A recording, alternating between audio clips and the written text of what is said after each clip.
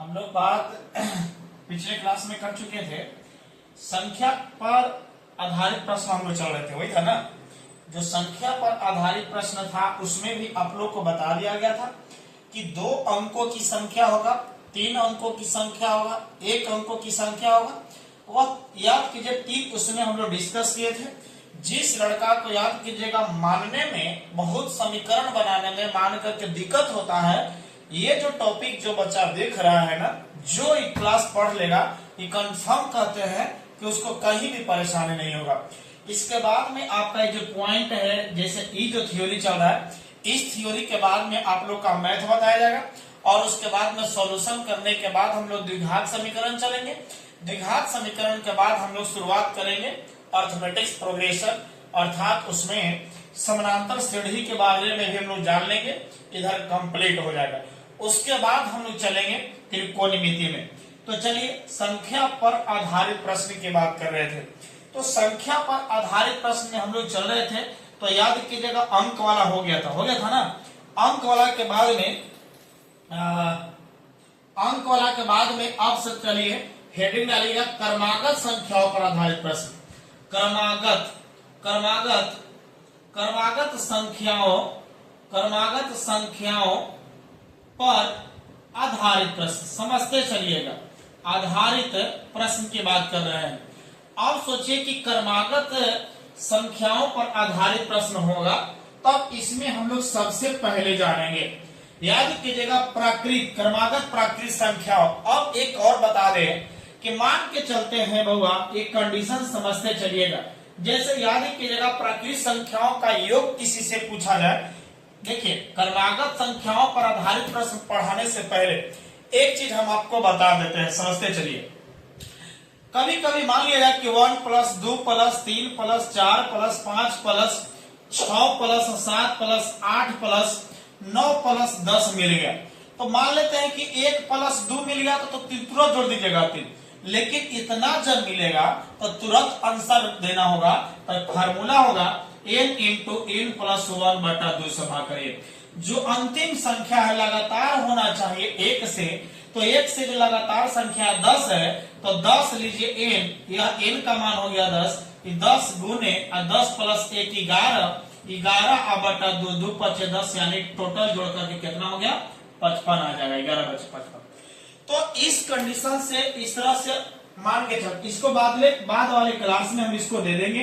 तो पहले क्रमागत संख्या पर आइएगा। पहले हम लोग चलते हैं प्राकृत संख्या पर। किसमें बाबू? प्राकृत संख्या से, यानी प्राकृत संख्या पर आधारित पहले चलिए। प्राकृत संख्या पर आधारित चलिए, समझिए।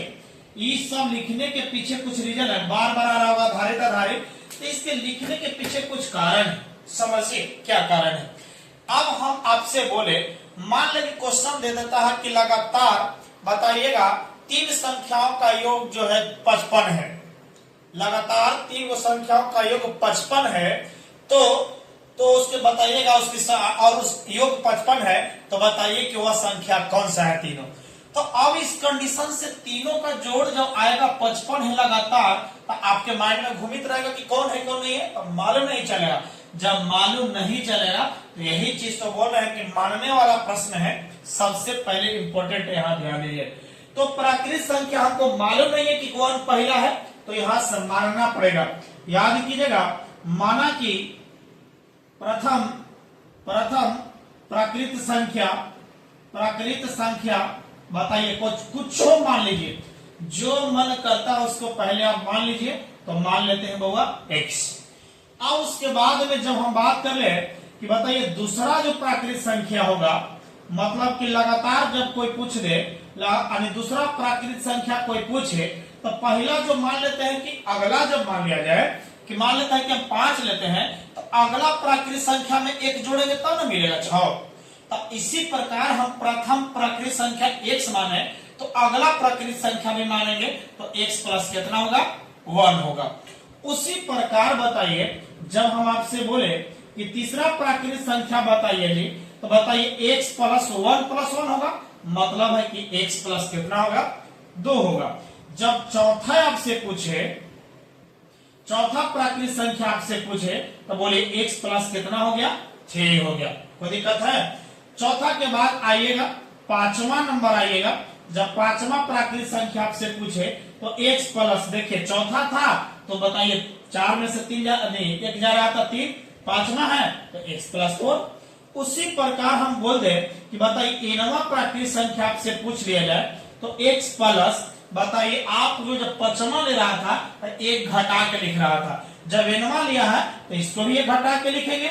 मतलब है कि आपने क्या समझा कि nवा प्राकृतिक संख्या जब कोई पूछे तो x प्लस n माइनस 1, ये भी एक इंपोर्टेंट है। ये सब थ्योरी इंपोर्टेंट है बाबा, ये सब जो थ्योरी आपने पढ़ते हैं तो याद कीजिएगा कंपटीशन तक काम आने वाला है। कंपटीशन तक हम ये बात और बोल रहे हैं कि याद कीजिएगा छठा सतवा से लेकर के 12वां तक जो लड़का कंप्लीट सही ईमानदारी से पढ़ता है उसको कहीं दिक्कत नहीं है नौकरी लेने में, समझ लीजिए कहीं भी दिक्कत नहीं होगा। तो इसीलिए क्या ये वाला बताइए समझ में आया कि नहीं? प्राकृतिक संख्या वाला, प्राकृत संख्या के बाद हम लोग सम संख्या पर चलते हैं। क्या समझ में नहीं आएगा तो बताइए, कमेंट कीजिएगा। अब आगे चलिए, अब आगे चलते हैं सम संख्या पर आधारित प्रश्न। ये तो प्राकृतिक संख्या हो गया होगा, सम संख्या। अब आइए सम संख्या पर आधारित, जब सम संख्या पर आधारित प्रश्न चलते हैं तो बताइए सम संख्या पर आधारित की बात आपसे पूछे तो मान लेते हैं कि पहली सम संख्या 2 होगा, अगला क्रमागत पर चल रहा है, ध्यान दीजिएगा क्रमागत सम संख्या पर आधारित, ध्यान समझिएगा क्रमागत सम संख्या, क्रमागत प्राकृतिक संख्या, क्रमागत क्या, क्रमागत का मतलब लगातार होता है। अब सोचिए कि हम मान लेते हैं कि 2 हुआ तो अगला जब हमको लेना होगा समय संख्या लेना होगा तो 2 जोड़ेंगे तब ना 4 मिलेगा। अगला मान लेते हैं बाबा कि हमको मान लेते हैं कि वह एक प्राकृतिक सम संख्या 8 है, अगला हमको चाहिए तो कंफर्म है कि 2 जोड़ना पड़ेगा, 2 जोड़ना पड़ेगा तब अगला मिल जाएगा 10। फिर में बाबू 10 में 2 जोड़ेंगे तब मिलेगा 12, माने 8 10 12 लगातार सम संख्या मिलेगा। तो हमको मालूम नहीं रहेगा पहला नंबर, तो पहला नंबर तो कंफर्म है कि मानना पड़ेगा ना, तो अब उसी प्रकार इसको भी मान लीजिए। तो याद कीजिएगा यहां से लिखिएगा माना कि प्रथम क्रमागत पर चले थोड़ा ध्यान से समझिएगा। माना कि प्रथम बोले कौन संख्या, सम संख्या, प्रथम सम संख्या बराबर क्या मान लीजिए x मानिए, x मानिए, y मानिए, z मानिए, कोई दिक्कत नहीं है, ठीक है। अब कंडीशन आइएगा तो बताइए आपसे बोले कि दूसरा सम संख्या बराबर, बताइए क्या मिलेगा जी, यानी x है और प्लस अगला सम संख्या मिलेगा कि बताइए क्या चाहिए आपको, 2 रहेगा। फिर हम आपसे बोलेंगे कि बताइए तीसरा लगातार जो है, तीसरा क्रमागत वाला पूछ रहा है, तब आपसे बताइए x प्लस 2 लिखेंगे, माने 2 और 2 कितना ना 4, मतलब x प्लस 4 हो गया। क्या कोई दिक्कत? जब तीसरा के बाद आ गए तो बताइए चौथा जब सम संख्या आएगा तो x प्लस कितना होगा 6, कोई दिक्कत? अब क्योंकि 4 प्लस 2 6, पांचवा ले लीजिए, पांचवा नंबर ले लीजिए, तो पांचवा नंबर लीजिएगा तो x प्लस बोलिए 8। उसके बाद में हम आगे चलते हैं, बहुत सारा जब जाएगा तो आपके पास nवा ले लेते हैं, कौन सा होगा nवा सम संख्या जब आपके पास में आएगा तो बताइए क्या कीजिएगा, मतलब x प्लस, अभी आपने देखिए तो जब पांचवा कर रहा था तो 5 दूनी 10 में से 2 घटाया, चौथा किया तो 4 दूनी 8 में से 2 घटाया, तीसरा किया 3 दूनी 6 में से 4 घटाया। तो यहाँ nवा पूछा है तो x प्लस 2 से गुना कर करके और 2 क्या किया था, घटा लिया था, ठीक है ना। यानी आपके पास में जो मिला है, देखिए 5 था अब 5 में 2 से गुना किया और 2 घटा लिया, ये किया था ना, तो 2n माइनस 2, ये आपका सम संख्या पर आधारित प्रश्न है। क्या यह बात समझ में आया कि नहीं आया? जब यह सम संख्या की बात हो गया तब चलते हैं हम लोग विषम संख्या। किस पर होगा? विषम संख्या पर आधारित हेडिंग डालिए, विषम संख्या पर आधारित। एक बात और सुन लीजिए, बहुत इंपोर्टेंट है, विषम संख्या, यहाँ सम के जगह पर हम विषम कर रहे हैं, थोड़ा जल्दी हो जाएगा। हम आपसे पूछ ले कि क्या सही है वाला या गलत है, पहले समझिए। मान लेते हैं कि हम पहला विषम संख्या 5 लेते हैं, कितना लेते हैं, पहला जो विषम संख्या हम 5 लेते हैं, विषम संख्या क्योंकि 2 से नहीं कटना चाहिए। अब सोचिए हमें अगला विषम संख्या चाहिए, अब बताइए हमको कितना जोड़ेंगे, कि 5 है तो अगला विषम संख्या बताइए 2 जोड़ेंगे तब ना 7 आएगा। अगला विषम संख्या में 2 जोड़ेंगे तब 9 आएगा। अगला में 2 जोड़ेंगे तब 11 आएगा। मतलब है कि हम पहला जो विषम संख्या x माने तो विषम संख्या प्लस सम संख्या बराबर विषम संख्या, विषम संख्या प्लस सम संख्या बराबर विषम संख्या, विषम संख्या प्लस सम संख्या। मतलब यहां से ये हो गया, मतलब यहां से आपका यही मिला कि जब हम पहला विषम संख्या x माने तो दूसरा का पक्का है कि x प्लस 2 होगा।